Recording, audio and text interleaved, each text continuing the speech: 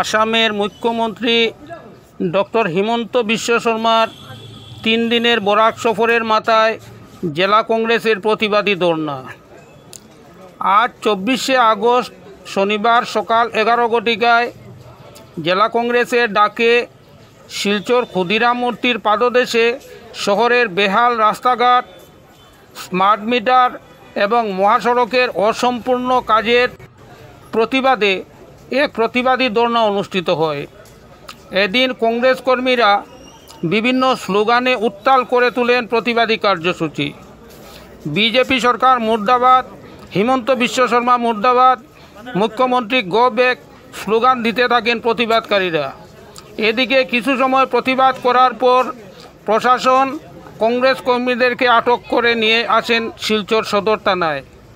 এদিনের এই প্রতিবাদী ধর্নায় উপস্থিত ছিলেন শিলচর জেলা কংগ্রেস সভাপতি অভিজিৎ পাল, প্রাক্তন মন্ত্রী অজিত সিং, কংগ্রেস মাইনরিটি ডিপার্টমেন্টের চেয়ারম্যান আনসার বল্লস্কর সহ অন্যান্যরাও।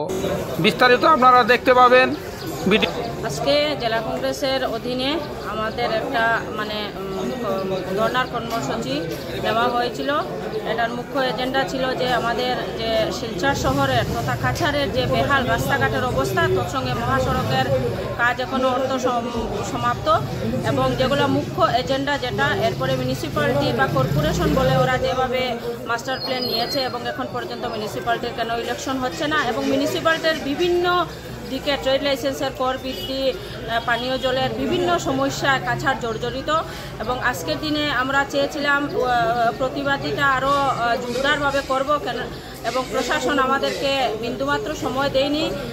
এটার মুখ্য কারণ হচ্ছে আমাদের যিনি মামা আসামের মহারাজা, উনি এখানে শিলচরে উপস্থিত এবং ডিসি অফিসে উনি মিটিং করছেন উনার বিভিন্ন ডিপার্টমেন্টের আধিকারিক নিয়ে। আমি উনাকে অনুরোধ করব যেভাবে উনি শিলচর, যেভাবে উনি গুয়াহাটিটাকে বা এত সুন্দরভাবে উনি ডেভেলপ করছেন, কেন আমাদের বরাকভ্যালিকে বৈষম্যর দিকে দেখা হয়, এটা একটা খুবই চিন্তাজনক।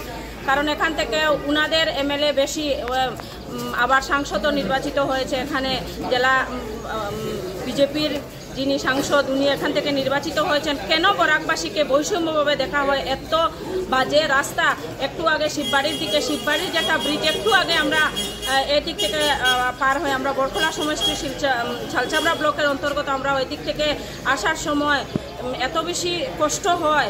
এবং বিশেষ করে আজকে আরেকটা জিনিস আপনারা হয়তো বিভিন্ন সোশ্যাল মাধ্যমে দেখতে পাচ্ছেন যে স্মার্ট মিটার নিয়ে যেভাবে মানুষ সমস্যার মুখে জর্জরিত। আজকে যদি 400 টাকা বিগত দিনে যদি বিল আসতো কারেন্টের, কিন্তু এখন দেখা যায় 11,000 12,000 টাকা। কীভাবে এত বেশি সমস্যা আমাদের উপরে চাপিয়ে দেওয়া হয়েছে। তাই আমি বিনম্রভাবে অনুরোধ করব, মামা এখানে আমাদের কাছাড়ে উনি দীর্ঘ 3 দিন থেকে এখানে আছেন এবং রাত কাটাচ্ছেন। আমি যদি আরও একদিন সময় পান তাহলে ওনাকে অনুরোধ করব উনি যাতে কাছাড়ের যে রাস্তাঘাটের যে বেহাল অবস্থা, এগুলা যদি উনি একটু নিজে হেঁটে দেখতেন তাহলে ভালো হতো। উনি উনার জেলা বিজেপির কার্যালয়ে উনি উনার বক্তব্যের মাঝে, আমি একটু দীর্ঘায়িত করছি, উনার বক্তব্যের মাঝে উনি উল্লেখ করেছেন যে আপনারা এটা ভাববেন না আমি গুয়াহাটিকে এক চোখে দেখি এবং শিলচরকে এক চোখে দেখি, এরকম কিছু না। আমরা আশাবাদী উনি যেহেতু 3 দিনের সফরে এসেছেন, তো অতি তাড়াতাড়ি আমাদের সমস্যাগুলো সমাধান হবে। কিন্তু এটাও আজি পর্যন্ত বাস্তবে পরিণত হওয়া নাই। মই এইটো বিচাৰি আছোঁ। আৰু এই স্মাৰ্ট মিটাৰ, যে স্মাৰ্ট মিটাৰৰ কাৰণে আজি ৰাইজ ভুক্তভোগী হৈছে, এই স্মাৰ্ট মিটাৰটো বন্ধ কৰিব লাগে। আগৰ নিচিনা আমাৰ যেনেকৈ মিটাৰ আছিলে সেই মিটাৰটো ৰাখিব লাগে। এইবিলাক দাবী লৈ আমি আজি ৰাস্তাত ওলাইছোঁ। আমি ইয়াতে